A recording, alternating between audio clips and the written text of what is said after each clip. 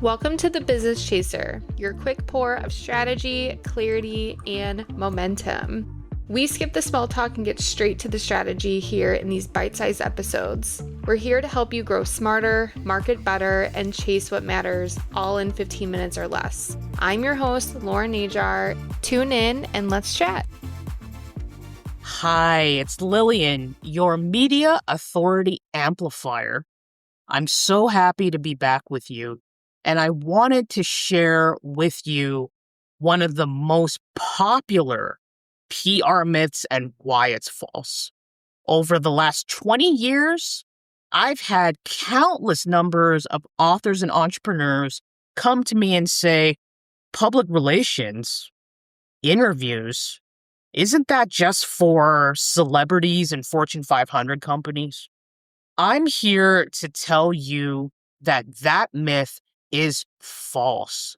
You don't need an audience in the millions or $20, $30, $40,000 for a campaign in order to make PR work for you. You need three things: your story, your goals, and your audience. So let's break it down. Your story. You need to know what you want to share with the media, with your target audiences. What do you want to tell them about why you do what you do, how you do it, and why it matters?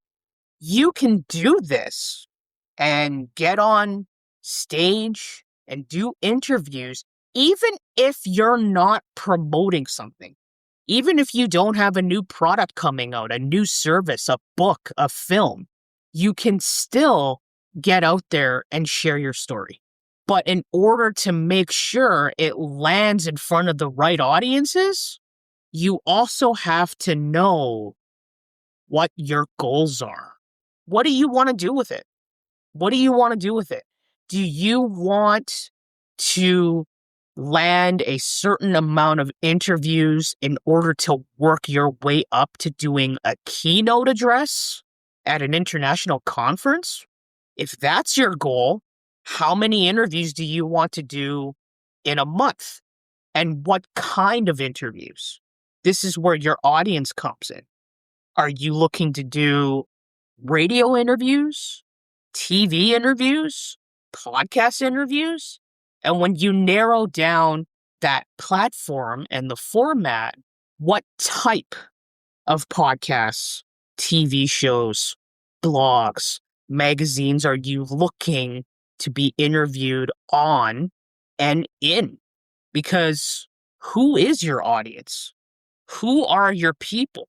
When you know who they are, like, let's say, empty nester parents in their late 40s to early 50s who are dealing with life transitions, then you can look at what sort of parenting magazines are out there, what sort of podcasts are out there that are talking to middle-aged parents in a transition phase. That's where your audience is.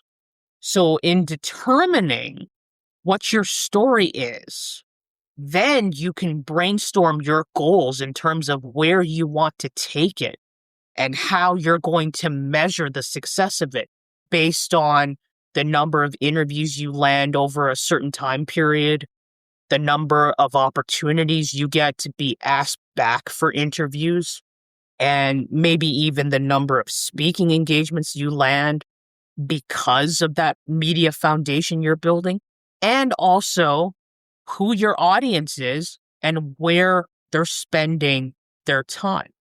And you can do this even if your own online audience, from your blog subscribers to your social media followers to your email subscribers, don't number in the millions. You can do this if you don't have a budget of $30,000 to spend on a campaign. It's about being strategic on what your goals are and where your audience is spending their time. So what they're reading, what they're watching, and what they're listening to. and how you can build relationships with these different media outlets in order to get your story in front of those audiences. So to summarize, you don't need millions of dollars or an audience in the millions to make PR work for you. But you need to know what your story is, what your goals are, where you want to take that story, and who your audience is and where they're spending their time. I hope this myth-busting mini episode has given you something to think about in regards to incorporating PR into your marketing strategy. And when you have questions, please reach out to me on social media at Lilian Sue PR Coach on Instagram, Lilian Sue on LinkedIn, and through my website, inretrospectwritingservices.com. Thanks. That's your quick hit of clarity and momentum for the week. If it sparked something, share it with a friend or tag us in your stories at Business Over Cocktails and or at Lauren Najar.